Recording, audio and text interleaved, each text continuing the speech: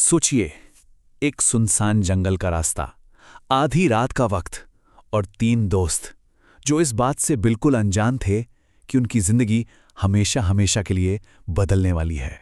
तो ये कहानी है मेरी और मेरे दो दोस्तों सुरेश और अजय की। हम तीनों बाइक पर तेलगांव के जंगलों से गुजर रहे थे। रात पूर्णिमा की थी, मतलब चांद पूरा था और उसकी रोशनी में रास्ता बस हल्का हल्का सा नजर आ रहा था। दूर दूर तक सिवाय हमारे और कोई नहीं था। सब ठीक चल रहा था कि तभी अजय ने बाइक रुकवाने को कहा। मुझे भी जरूरत महसूस हो रही थी, तो मैंने सोचा चलो ठीक है। मैंने बाइक सड़क के किनारे लगा दी।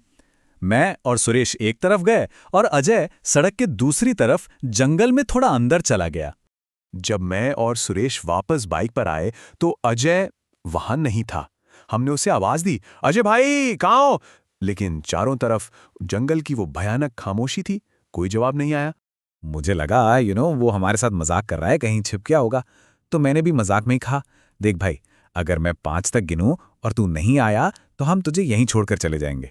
और मैंने गिनना शुरू किया, 5, 4, 3।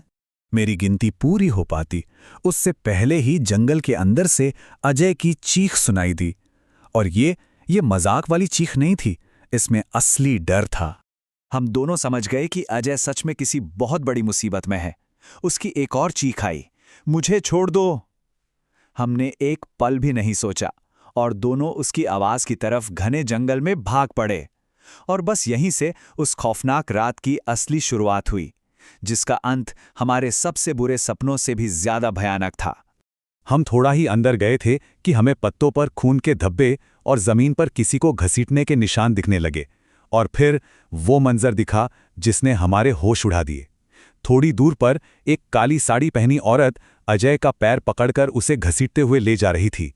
और उसकी रफ्तार वो इंसानों वाली नहीं थी, वो उसे एक पुरानी, बिल्कुल वीरान सी लकड़ी की हवेली की तरफ ले जा रही थी।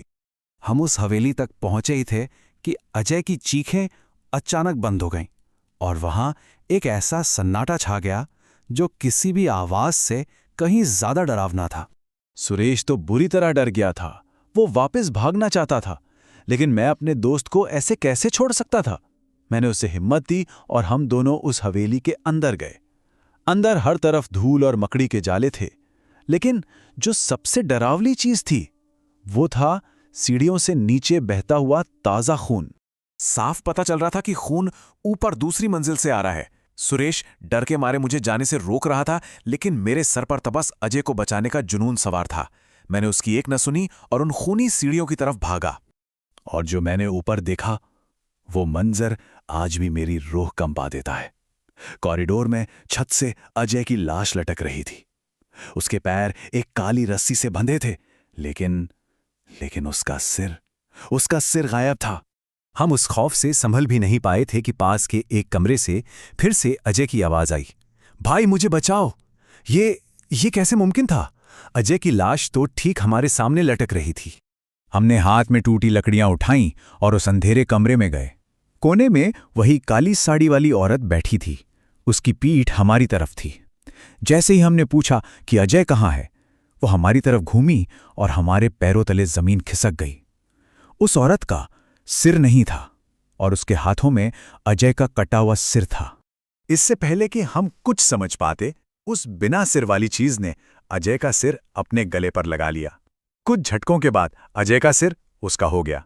फिर वो अजय के चेहरे से मुस्कुराई और हमारी तरफ हाथ करके बोली, मुझे मेरा सिर ला दो वरना मैं तुम्हारा सिर ले लूंगी।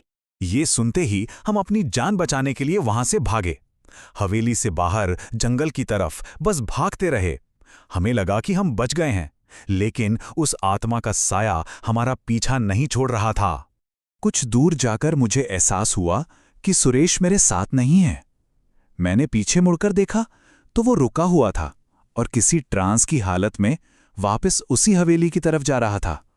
मैंने खिड़की में देखा, वो औरत अजय का सिर लगाए उसे ही देख रही थी। उसने सुरेश को अपने वश में कर लिया था। मैंने सुरेश को खींचने की बहुत कोशिश की, लेकिन उसने मुझे धक्का दे दिया और मेरा सिर एक पेड़ से जा टकराया। जब मुझे होश आया, मैं वापस उस कमरे में गया। वहां सुरेश खड़ा था और फिर उसने अपने ही हाथ से छुरी से अपना सिर काट लिया। मैं भागने के लिए जैसे ही मुड़ा तो दरवाजे पर वो औरत खड़ी थी। मैं फंस चुका था। अब बचने का सिर्फ एक ही रास्ता था, उसकी शर्त मानना।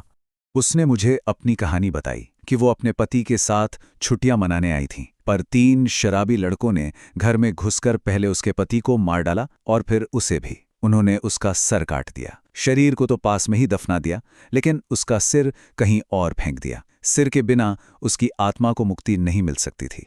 तो अब मेरे दोस्तों की मौत का बदला और मेरी अपनी जान इस बात पर टिकी थी कि मैं उस पहेली को सुलझा पाऊंगा या नहीं। मुझे उसका सिर ढूंढना था, पर इतने बड़े जंगल में मैं उसे कहाँ ढूंढता। मैंने उससे पूछा कि मरने से पहले उसने आखिरी बात क्या सुनी थी। उसने बताया कि वो लड़के मछली फ्राई करने की बात कर रहे थे, और तभी मेरे दिमाग में एक बात आई। मुझे याद था कि उसके पति ने सिर्फ एक ही मछली पकड़ी थी। 3 लोगों के लिए वो तो काफी नहीं थी। इसका मतलब वो और मछली पकड़ने हवेली के पीछे वाले तालाब पर गए होंगे, और सिर से छुटकारा पाने के लिए उन्होंने उसे तालाब में ही फेंक दिया होगा। मैं तुरंत उस तालाब की ओर भागा। मैंने अंधेरे में उस ठंडे पानी में उसे ढूंढना शुरू किया। करीब 2 घंटे की मशक्कत के बाद कीचड़ के अंदर मेरे हाथ से एक हड्डी टकराई। वो उसी की खोपड़ी थी।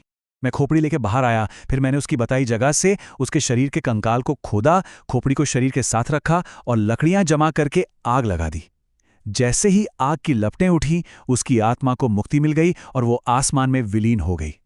उसके जाते ही मैं वहां से भागा। उस रात के बाद मैं कभी उस खौफनाक जंगल की तरफ वापस नहीं गया। मेरे 2 दोस्त उस रात मारे गए, लेकिन एक सवाल आज भी मुझे सोने नहीं देता। क्या उस आत्मा को सच में मुक्ति मिल गई थी, या वो आज भी उस जंगल में किसी अगले शिकार का इंतजार कर रही है?